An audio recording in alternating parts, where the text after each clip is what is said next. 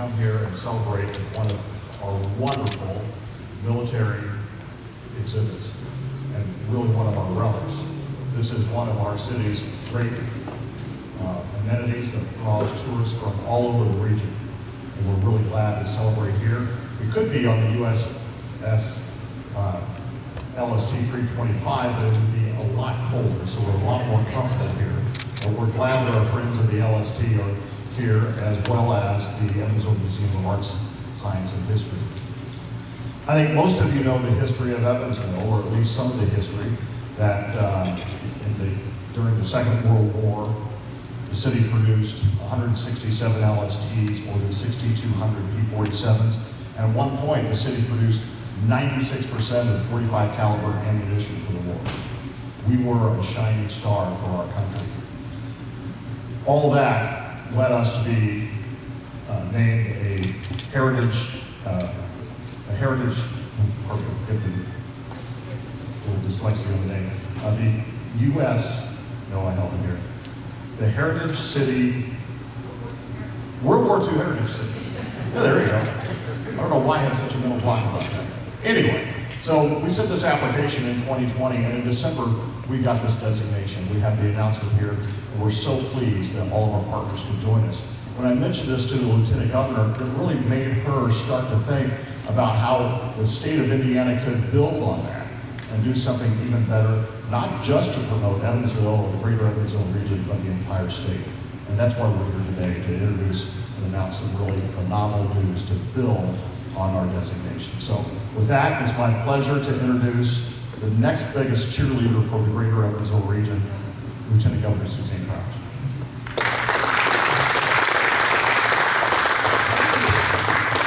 Good morning. What a great day. It's great to be here with you all, and thank you, Mayor Winnecke, and thank you all, and congratulations on the American World War II Heritage City designation. And as the mayor said, when I heard of that designation and I called the mayor to congratulate him, it got me thinking about Indiana as a whole and what we have done in terms of serving our country. And that actual conversation sparked an idea, and I went to Elaine Vito, the president and CEO of the Indiana Destination Development Corporation, an agency that I oversee, and we had some conversations which has led us to today. So I'm really excited to hear from Elaine here in a moment about this spark of an idea that we think is going to turn into something great for Indiana. You know, when our nation has needed heroes, Indiana has always answered the call. And that includes heroes here in Evansville. World War II, James Gresham, one of the first casualties in that war.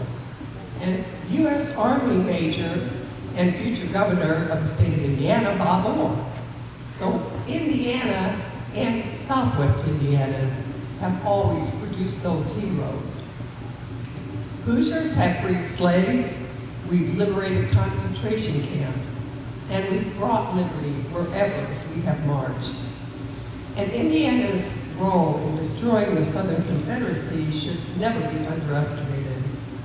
Our blood has blazed a trail of victories from the Ohio River to Sherman's March on the Sea.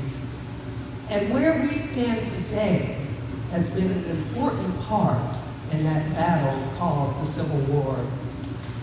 In many ways, Southwest Indiana was a hotbed of Southern sentiment and support. But Vanderbilt County and our neighbors have supplied thousands of soldiers and sailors to defend our country and to fight for our republic. The 20th century witnessed the war to end all wars, and then the more terrible war that was to follow. And as they had in the 19th century, Hoosiers answered the call of their country. But this time it was beyond our native land. In places like France, Okinawa, Italy, Iwo Jima, the Philippines, and North Africa.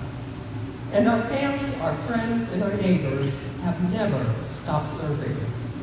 From Korea to Vietnam, from Iraq to Afghanistan, our military leaders know that they can depend on Indiana when we have a need.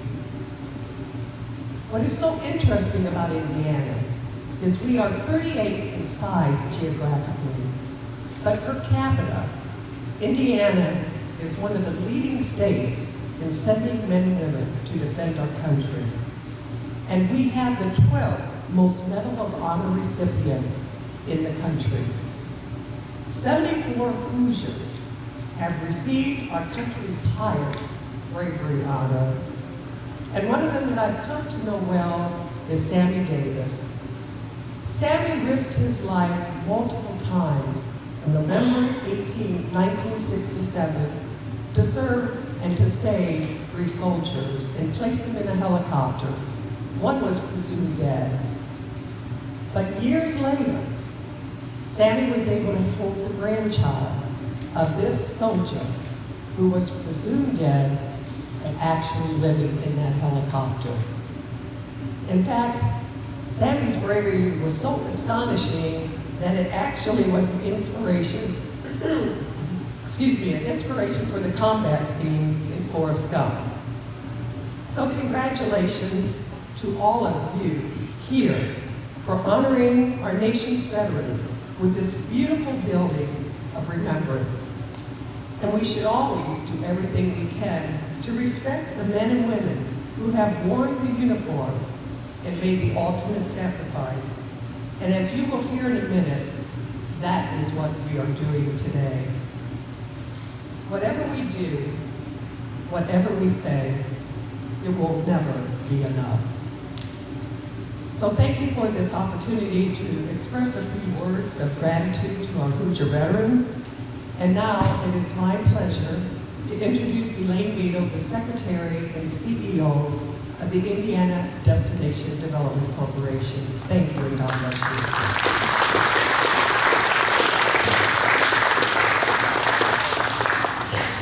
Thank you, Lieutenant Governor, and thank you to the museum for hosting us for this great event. I didn't expect this to happen to me, but I might get a little emotional. I look out here and I think there's several people probably who were touched by World War II. Okay, let me see, lest we forget all those things. So I apologize if I have to struggle through this. Again, did not expect this. This is overwhelming. Okay, good morning. Good morning. Good morning. And thank you for joining us on this beautiful Southern Indiana Day to kind of remember our rich history in our military, but also our patriotism, which is on display here today in so many ways. As mentioned, I'm Elaine Beadle, and I have the pleasure and honor of serving as the Secretary and CEO of the Indiana Destination Development Corporation, an entity that replaced the Indiana Office of Tourism Development. So our charge is to kind of tell Indiana's story and tell all the great things that we have here to the world. And so we're working hard to do that and to get our message out, and our message about what we'll be talking about today in our military history. As Lieutenant Governor has already shared, Indiana has a long and proud history of supporting military men and women, and we are committed to continuing to show that support now and in the future. The military individuals and families of today, as well as those of yesterday, have a story, and it's our intention to tell that story wide and broad. And we won't be doing this alone. IDC is proud to be partnering with organizations around the state of Indiana to help share that military history and get it all right. In the Indiana National Guard, and if we have anybody here who representing the Guard today, the Indiana Historical Society, the Indiana Historical Bureau, the Indiana War Memorials Foundation will all be helping us. And we're also bringing in and reaching out to the Indiana Humanities, Indiana Department of Veteran Affairs, the Indiana State Museum, and others that will play a role in bringing this project to conclusion and continue it on and on. So our goal for the military monuments and museums in Indiana will be an all-encompassing statewide initiative that will include war memorials, historical markers, and we have hundreds of historical markers around the state. Museums and other unique locations that will tell the great state story of our military history.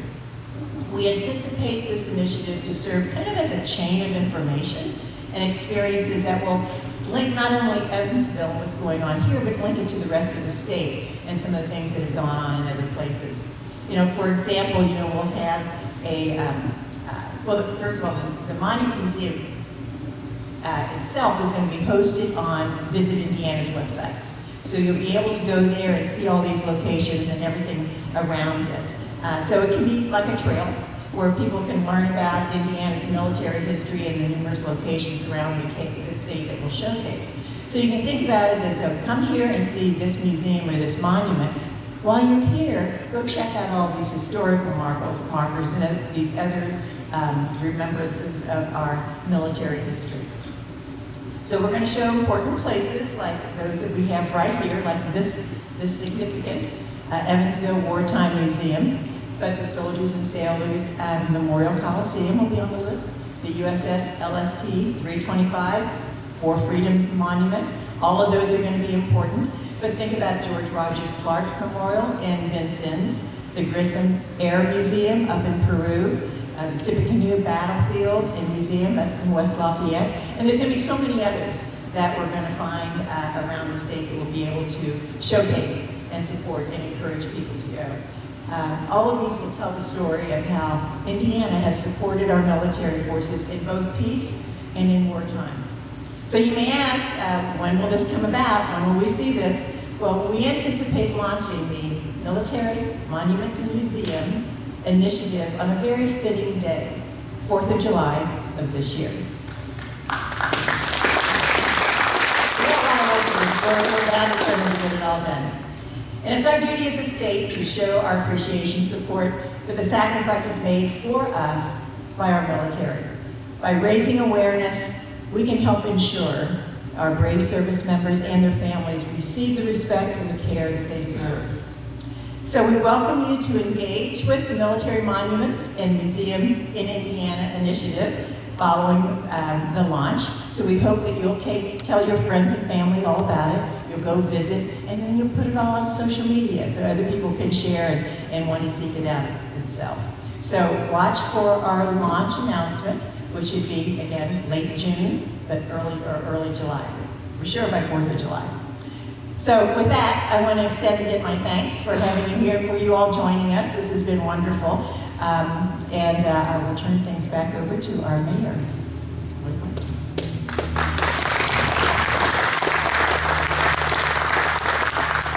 So, Madam Secretary, we have a great 4th of July fireworks show here.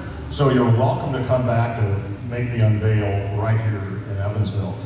Yeah, we have it's a phenomenal day. You know, when I sit here, every time I come here, I'm blown away by all the red I see. So I just want to extend a special thank you to everyone who's affiliated with the Wartime Museum.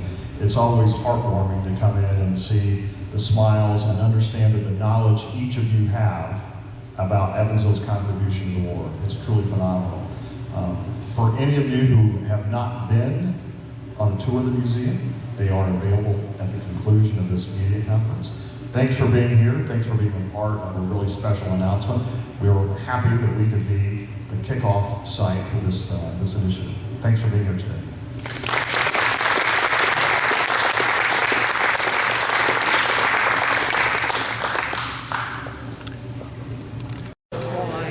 We're announcing it today. We're going to actually unveil it July 4th. Because we'll have to collect all that, get it documented, get the narrative included, and then be able to unveil the initiative. But we wanted to do it here, announce it, because this was really the impetus of the idea to be able to kind of recognize and honor our military monuments and museums and those crucial heroes that have served. Does that make sense? Okay. How cool is it for you to be able to announce this initiative? Well, of course, it's very cool. As I said, I was a local elected official as an auditor and commissioner, and then was a state rep. For the past 9 years, I had an apartment and I worked in Indianapolis. But I come home to Evansville every week, and my home's just a few miles north of here. And so I've always been connected to Southwest Indiana. I've always known about our patriotism. But I've also recognized that we are a very caring part of the state. We We take Yeah. care of our own. We're not afraid to step up and to serve and to do what's right. And so to be able to recognize that spirit as an Evansville native here in the Evansville Wartime Museum is pretty cool. How was that phone call between you and Mayor Lloyd when you were able to kind of back that news story? Well, I mean, we thought it was great. We tried to play prep. But, you know, it really so much that we do and so much that happens. It's about the relationship that we have. You know, the relationship that Christian men and women have in terms of stepping up and serving. The relationship that I have with local elected officials that when something happens, like that Heritage City designation here, it sparks an idea of what we can do as a state to be able to not just recognize it, but to really kind of elevate it through this trail. And so the conversation with Mayor Winnecke, when I said, hey, remember that conversation we had in December? Well, now we think we can do something and we can turn it into something that's even bigger. And where Evansville can be kind of the birthplace of this military monument and memorial, you know, trail and initiative, I think is, you know, for me, is very rewarding. And are you hoping that it's going to increase tourism as well? Oh, absolutely. Because the Indiana Destination Development Corporation, which I oversee, is really about tourism. And so when Mayor Winnecke gave his remarks in December, he said that this is going to elevate and create more tourism for Southwest Indiana. And so when we can take this and elevate it to a statewide initiative, you know, with our military monuments and museums trail, that is just going to encourage tourists to come here and to go to other places in Indiana. But it also will create more awareness of what we have. And so no one will be standing alone. We'll all be standing together with this kind of commemoration and through this trail. Well, we see several places in Evansville. Oh, absolutely. They exist now. But what we will do, I mean, she mentioned the Coliseum, the LST, the museum here. And so what we will do is accumulate and work with the organizations that Secretary Beadle talks about. We will gather all those monuments, all those markers, all those museums, and then we'll create a website have them all encompassed on there, where people can go and plan a day trip or plan a weekend trip and actually have that experience where they can go and visit those markets, those museums, and those places. And what's interesting is Indianapolis is one of, I believe it's the second, I probably should check it, but outside of Washington, D.C., Indianapolis is the most memorial that any other city about Evansville,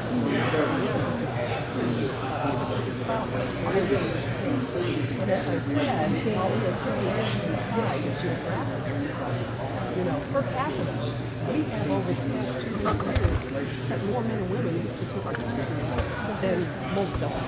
And so we are a very patriotic state. We have the fourth largest national guard. We just are. Our but to be able to take that, so much of who we are as humans, and to be able to recognize that and allow people to experience that through our military monument and museum trail, I think just tells the story of Indiana, but also helps to commemorate those men and women who have served and so much more. What was the planning process of this tour like, and how long has it kind of been in the works for? Well, December, when the announcement came about, and then in December is when I thought about it, and really, quite honestly, it was in January that I called Secretary Beadle and said, hey, is there something we could do statewide? And it had been talked about before, but nothing had ever been done. And so she put her team to work, and they came up with this initiative and gathered all the stakeholders to be able to participate and get us the information. And so it'll take us a few months to be able to put that all together, put it on a website where it's comprehensive and easy for the public to maneuver. And then July 4th, maybe we'll be back here to unveil it. My question would be, I feel like being from Evansville, everyone that I know kind of has a connection to the military, whether it be their brother or dad. I was wondering if you had any personal connections to the military and what that means to you. Yeah, that's an interesting question. And for my family, for my mother, my father, my grandfather, my grandmother, my sisters, my brother, we have no military experience, none that I am aware of. I'm sure if we go back further than that, there is some, because to your point, everyone has some kind of a connection. But not having that experience, family experience, doesn't take away from the recognition that these men and women who have done so much to ensure that we are here today, doing events like this, being able to speak and say what we want and live in safe communities, it's because of them that we're able to enjoy the life and the liberties that we have, and we need to commemorate that. Do we know yet how this is going to be, kind of the program's going to be manifest with the website? It'll be, yes, via the website, but then we will also do promotion and some marketing to make the public aware, and particularly outside of Indiana aware.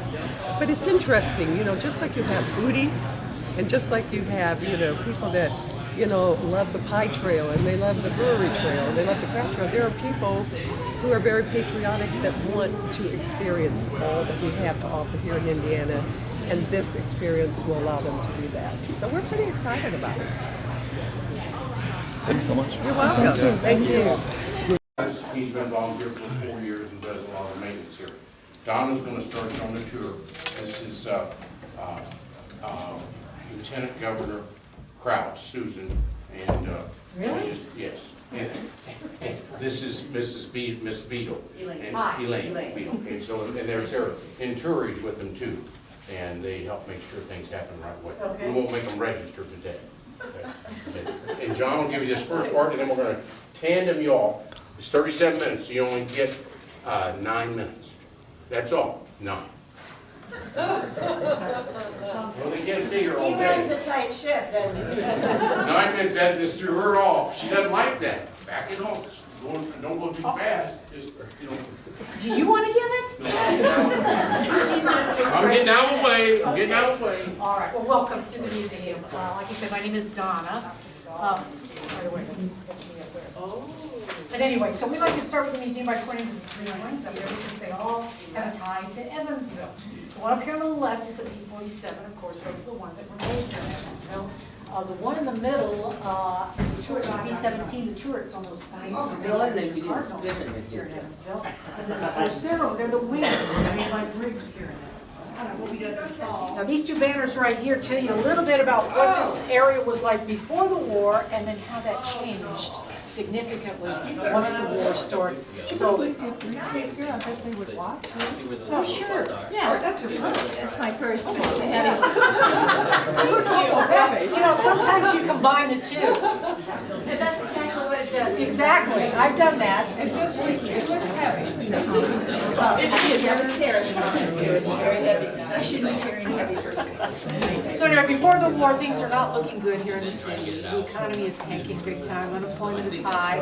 Population 97,000. A lot of layoffs coming in 1942. But then that all changes as soon as the war hits.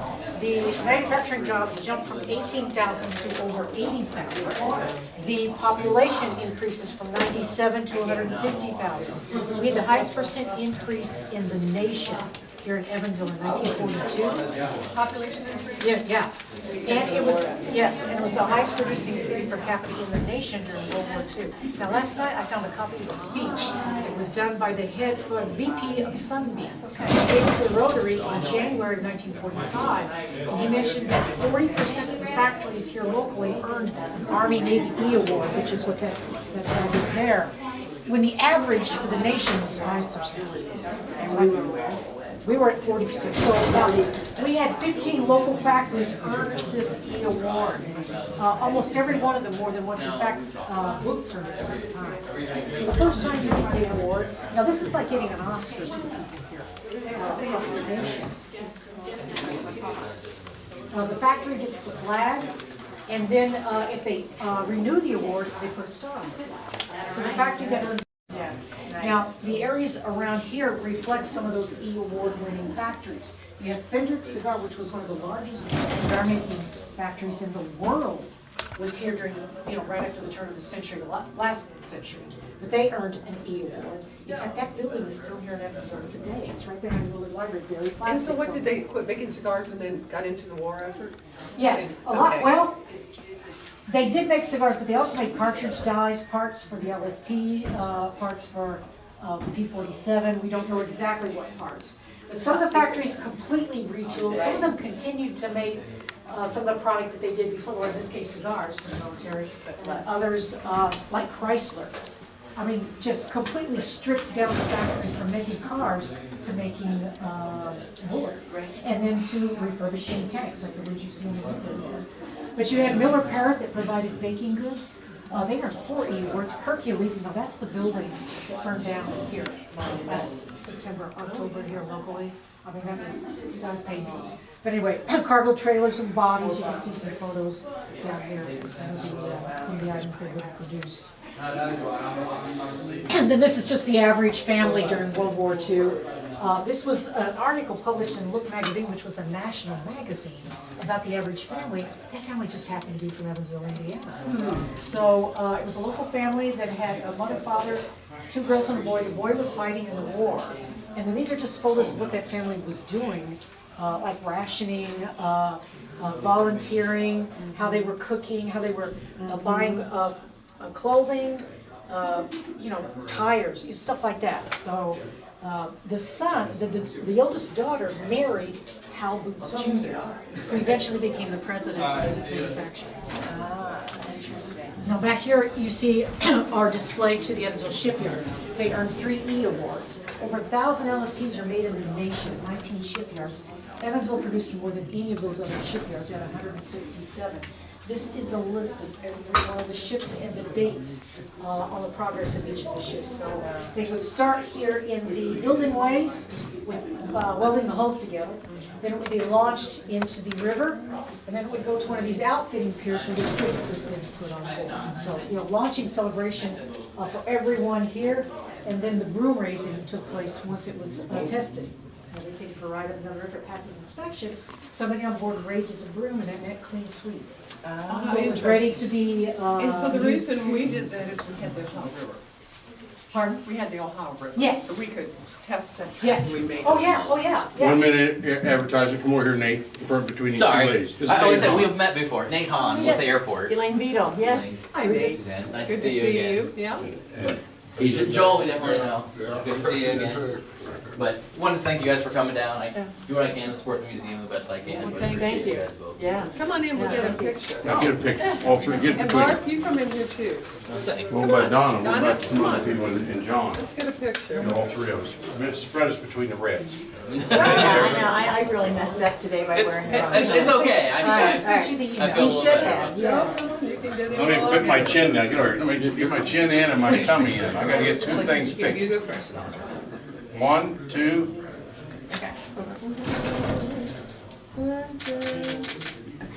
He's got a Purdue necklace on, is that all right? or do I Always. take it? Oh, my That's it. God! Good with that. Yeah. So everybody We'll interrupt. see how this weekend goes. Yeah, thanks. Again, sometimes our freshman guards look like freshman guards, unfortunately. Yeah, they'll do fine, they'll do fine. But anyway, thank you. He's helped us out a lot. Oh, no problem, This of course. weekend. So, Okay. yeah, if there's anything, questions or anything we do for the airport stuff, obviously feel free to reach out. Answer questions or whatever we can. Can we have a quick flight back? Yeah, right. Did you fly?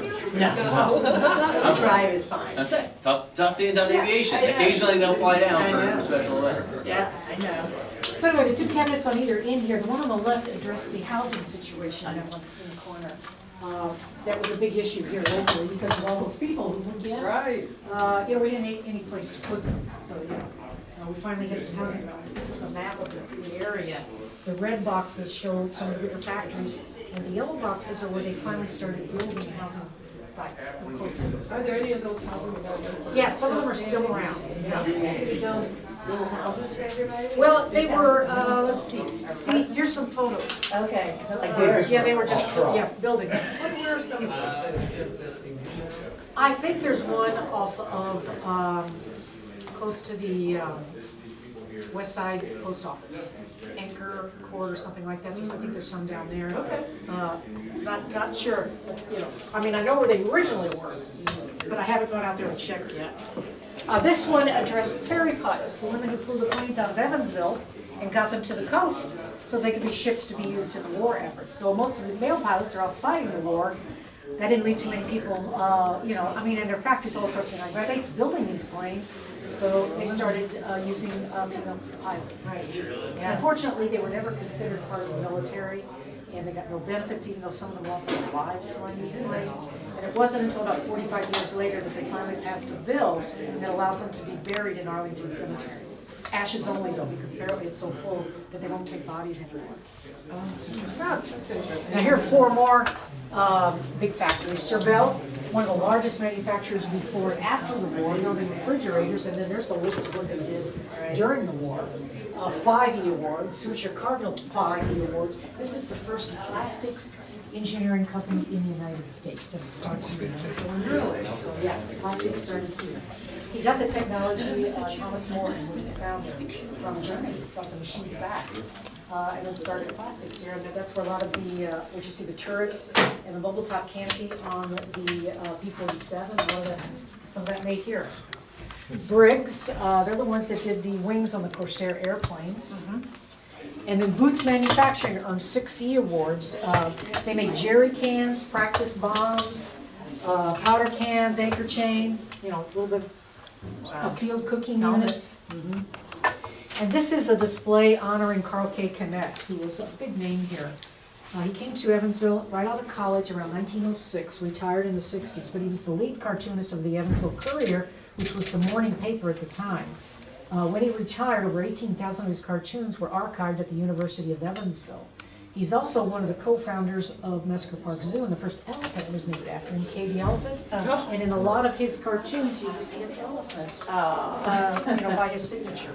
Interesting. Now, these are actually 4 original Carl K. Connect cartoons that had a Red Cross theme, and they're the ones that have loaned those to us to use in our displays about Carl K. Connect. Nice.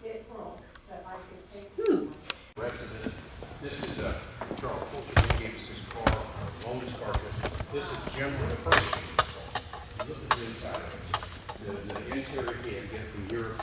This is Jim for Maurice O'Connor. That's Judge O'Connor. He has a brother named Dickie who lives in Seattle, and he gave us these 2 guns. These 2 guns were made in China. What happened? I didn't know that. These 2 made in China. The Vietnamese were mad at the Chinese because they weren't making enough guns. So China went to Russia, picked up 3 factories, moved them to China, and made these guns. So these are Chinese-made guns in Russia for the Vietnamese. So this is all Vietnamese exhibit. This is just the designs. That's the big gun, the M16 they use in America. So that was lighter than previous guns. That's the longest gun ever surviving in the U.S. military history. AK-47 was the enemy used that to hold 30. This is only hold 20. They said the AK was a little bit better. The enemy had that when we shot a bazooka. Typical things people wore. If you see, the other guy has a parachute on the front, a parachute on the back, because this guy's a parachute. Good back for the war.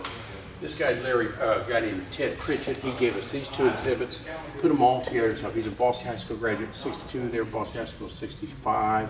So got a Bossy support. This is what a Vietnamese lady would wear, a gas mask, and this is the troopers that they would wear. So these guys have done a lot for us, and Bossy really supports us.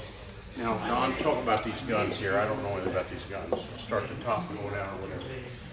1942 Turkish Mauser. See where it says based on the design from Mauser to Works in Germany. But basically, these are all the Axis weapons.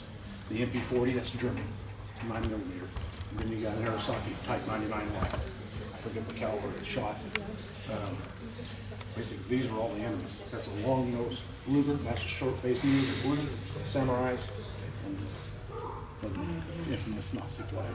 So the one thing we're going to take with the Americans flag, You see that's a bolt action. You get one shot at a time. Except for that machine. One shot at a time. From the American, it's 8 shots. I can't hit it by one. Semi-automatic. So over here, and even England and even Russia were bolt action. Which one's the American one has? Top of clip. That's the clip you put in there, so you get 8 shots instead of 1. Shove down. Big difference. And everybody else is antiquated. So America did have the advantage of that rifle. That's another M1 Garand that popped you from 300 yards. Molson Nagant is the center one. That was the Russian rifle. And then they got the Lee Enfield rifle, which is British. All weighted pretty similar. They're all too heavy for me. I wouldn't want to carry any of this stuff. We're going to go to our World War I museum, but the Hornet, remember that's the Hornet is what the Doolittle run, that was in April '42. That was the first counterattack to Japan. And they landed all those, some of them landed in the sea, some of them landed in China, they all ran out of gas because they started to hurt them too soon. They're the PT-109, JFK was on that. USS Indianapolis brought bombed 2 locations and turned went back to toward the U.S. The Japanese sunk. A lot of lives were lost. And the museum up in Indianapolis is unbelievable. They have pictures on that. It is the best. The one in Richard. Yeah, it's on the second. First one, they got 2 or 3 wins on it. They do a great job. We just went to U.S. and there were 4 ships made by Indiana. That's not Indiana made. We have 4 ships made. One of them World War I. We just pushed the USS Indiana into the water in 2018. We were there. It was the USS Indiana. It was a submarine, and that was that's our 4th ship made there. The other 2 I can't remember. So these are all models. Carson, if you go see in the other room later, I'll tell you about Carson. But Camp Carson, Carson Center. Carson flew in World War II, but his dad was the vice president. I went to Curry for Curfew. Still, 30,000 employees at the tournament. It's your turn. This right here, the statue called Spirit of American Doughboy. After World War I, You just have to design it. Legion posts started springing up with all the veterans coming back. I just thought it would be So one of the things that was maybe put a commissioned, window in it somewhere. over, I think it's over 200 of these were commissioned. This is solid copper. And this was actually in Sunset Park. 37 flood, it disappeared with the flood, but they did find it in the Ohio River and brought it back. Yeah. So it had a lot of people really, they restored it and everything, and then this was in front of a Legion post, and then they decided a good place for it was right here. Yeah. So yeah, and the Legion post it was at, it's called the Funkhauser Legion post, and that's named there because there was 2 brothers that ended up dying in World War I, but they were from Evansville. So what happened to the other 199 so it's around the country? Just in Yeah, different some of them are parts still of around, some of them, you know, just over the years, but we're lucky to have a very good version. Now, obviously, the rifle, I think, still in the river somewhere, and the hand, but we were able to get that back. Nice. So right through here, we've been doing a lot of additional work in here that were Evansville natives. Like here, you've got the Funkhausers, the timeline on when they were killed, and things like that.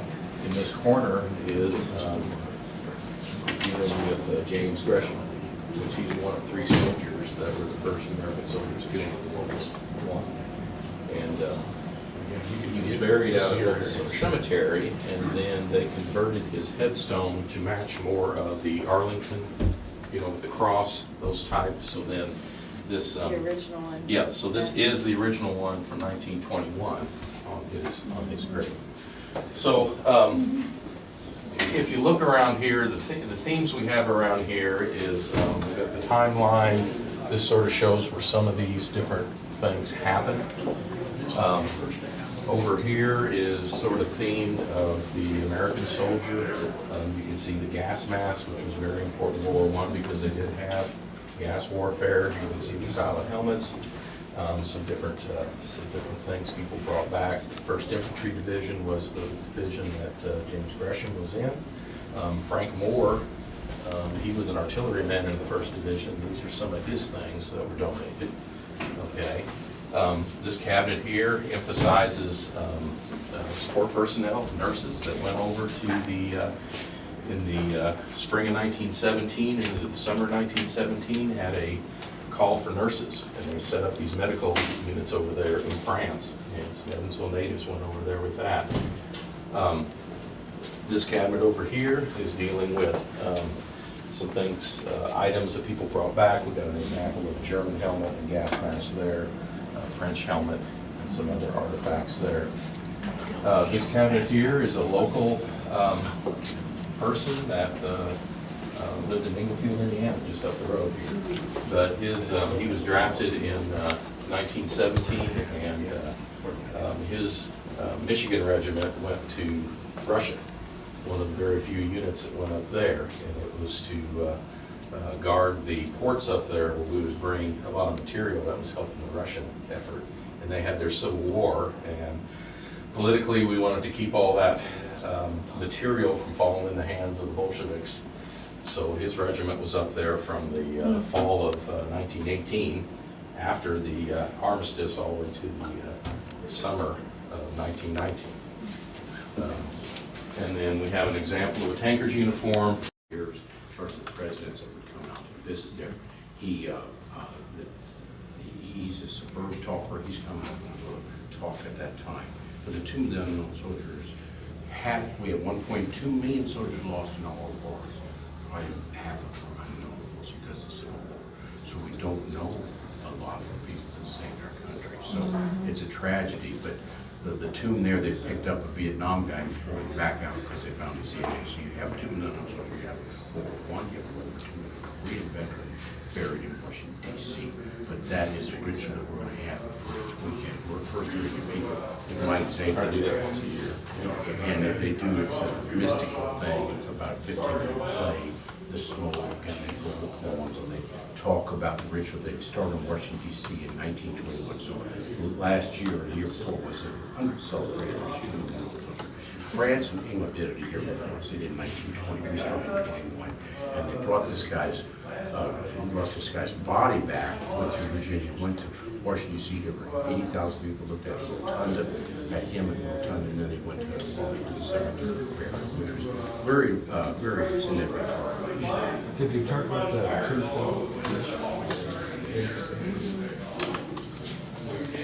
Here, we won't spend a lot of time, but you may have heard of Alan Sanderson, you may have not. He was from Evansville. He passed away a little over a year ago at age 99. He flew 118 missions in a P-47 in World War II. He moved to Evansville to get into the finance industry. He moved to here in American General, one of the companies that moved him here. He became a leader in the community. He was very instrumental in founding this museum. We have a picture of him somewhere with a paint roller in his hand painting the walls in this area. And he also was extremely instrumental in bringing the P-47 to Evansville. Since he was a P-47 pilot, he thought Evansville should have a P-47. And he almost bombed the Leaning Tower of Pisa. He told me that story. He had his wingman not said, "Don't do that, Sandy, I think that's the Leaning Tower of Pisa." We couldn't visit it today. He said, "I just want to German battling the base of the tower, shooting at them." So he went down to take out the battery. But his wingman saved the Leaning Tower. Wow. So we're going to move to this case. This is a Hoosier, General Schwenker. He joined the Army, served in World War II. He went to Purdue, graduated from Purdue, served in the National Guard for over 50 years or 60 years, became a general. And we had his collection, his family brought it. Nice. So it's a well representative of the state of Indiana. Look at all those medals. Yeah. Ribbons. Went from being an enlisted man in World War II to a general in the National Army. Yeah. Indian. In this area here, we're starting to do more featuring about lesser known action in World War II. It's called Flying the Hump. The hump was the Himalayas between India and China. The Japanese had cut off all ports in China. We couldn't get them by ship. We couldn't get any supplies into the volunteer group, private hires, parts, and got sick. Then the Japanese cut the road up the Atlantic to China. In the United States, along with Britain Smith, started the first airborne airlifters to fly the entire Army country by air. And so it was a massive undertaking. And I know it pretty well because this is my father's plane landing in China. He was a crew chief on C-46 cargo planes. They did indeed sometimes load planes with elephants.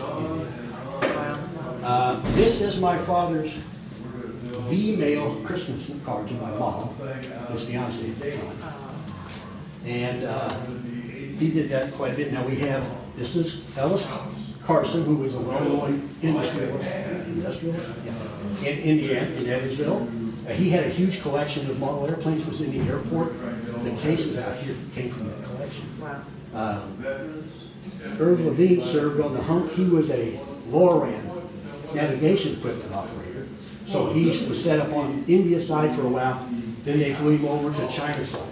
To navigate the planes. And they would send navigation. Right. Early on, they just used beacons. And it was, Japanese would try to set up false beacons and stuff. They lost over 600 aircraft, well over 1,000 crewmen. My dad was 85, told us he had to bail out one time. Had never told us that story. Yeah, they didn't talk about it much. Now, and this is a flight suit, flight jacket, leather flight jacket. It has this, you see painted on the back of it, they call that a bloodshed. Now, oftentimes it'd be silk and have 3 different languages. Chinese, Burmese, and I'm not sure what the other language is, part of China. That was to tell somebody, if you bailed out, the natives, to tell them, I'm a friend. Right. Don't take me to the Japanese, take me somewhere to protect me. So that would be on the back of the jacket. Wow. This jacket belonged to Mr. Lloyd Draper, Captain Lloyd Draper. His case is behind you there, and we have some of his mementos over there. And if you look at that cap, the service cap, you see how it's bent down? They call that a 50-mission crush. That happens because they flew with that hat on, not a helmet or anything. They flew into this hat a lot of times at a time, and they put their earphones over top of their cap. And that smashed the sides down, became a 50-mission crush. There's also a photograph of a C-46 that he flew in that case. Yeah. There's a stopwatch, there's his logbooks laying on the bottom there. And this is a 3-volume set of books that were published by the Hump Pilots Association with memorabilia of everybody who was over there. And Lloyd, he died about 3 or 4 years ago. And we interviewed him, we put him on YouTube, but he would say, most of them, they won every 3 to 10 minutes, one flight.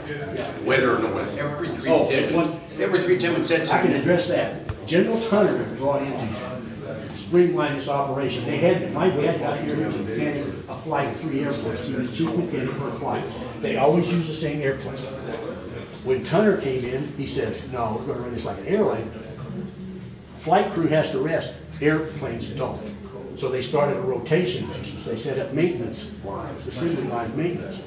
And then they would just come tap you on the shoulder and say, you have a flight captain. And you would get on a plane, you may not have ever flew with a co-pilot that you were on there with before. And then another thing General Tunner did, to address what you just said, he issued an order at one time that said from this point forward, there is no weather over the hump. They didn't check weather reports, they just took off. Wow.